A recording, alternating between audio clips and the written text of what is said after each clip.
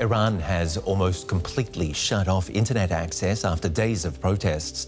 They were sparked by the death of a 22-year-old woman held in custody by Iran's morality police. Many of the rallies were organised online. Mahsa Amini died last week while being detained for allegedly wearing a hijab or headscarf too loosely.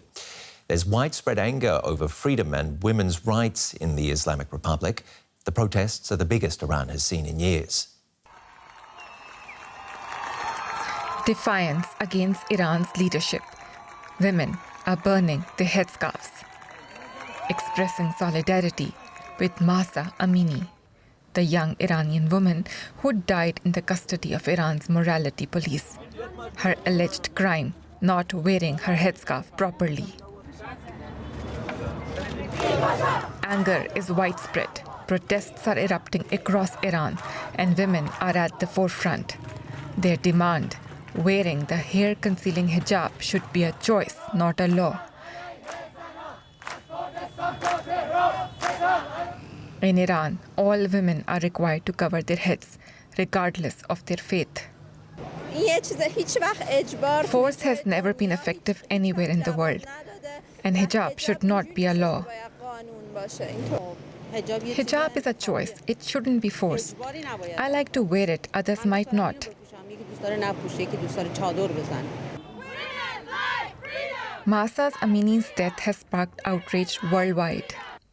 The US President Joe Biden, in his address to the UN General Assembly, expressed solidarity with the protesters. We stand with the brave citizens and the brave women of Iran who right now are demonstrating to secure their basic rights. Iran says it is investigating the death of Mahsa Amini and accused the West of hypocrisy. Iran considers the double standards of some governments vis-à-vis human rights as the most important factor in the institutionalization of the violation of human rights. In Iran, protesters continue to be arrested. There are reports of many being killed. The government is also quelling the resistance by blocking the internet, making it harder for people to organize protests. Let's bring in Ali Fatollah Nejad, a political scientist who focuses on Iran, author of the book Iran in an Emerging New World Order. The women involved in these protests are daring. They've been burning their headscarves in public. How much of a threat are they, though, to the regime?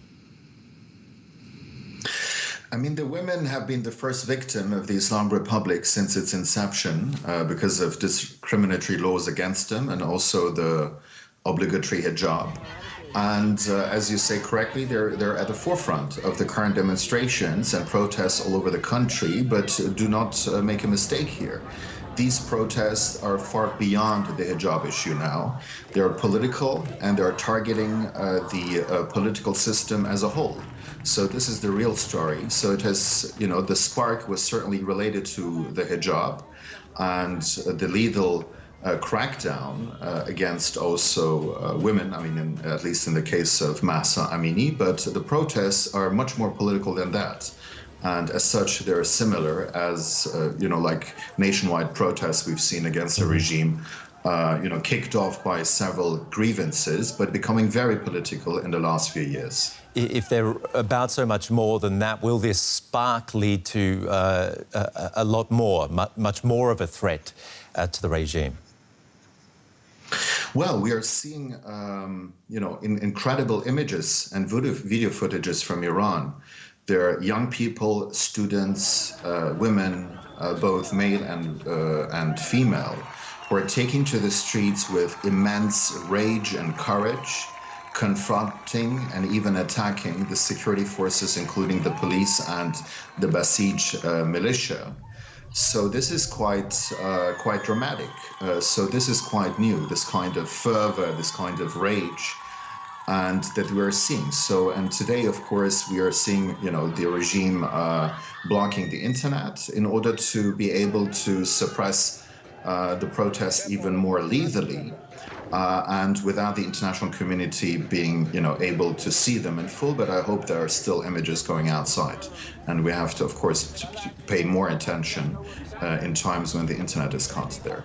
Yeah, we're seeing and hearing about this crackdown, but will authorities succeed in crushing this movement? Well, we know that Tehran always deploys heavy force, an iron fist against peaceful protesters and also against acts of civil disobedience. So this is, violence is the main instrument to deal with these protests from the Islamic Republic's point of view. And we've also seen, a brutal crackdown so far with several people being killed and lots more being injured. And now the Islamic Revolutionary Guard Corps has pledged to actually intensify this crackdown at times when the internet is cut down. So, alas, we can expect much more violence from the state side against the protesters.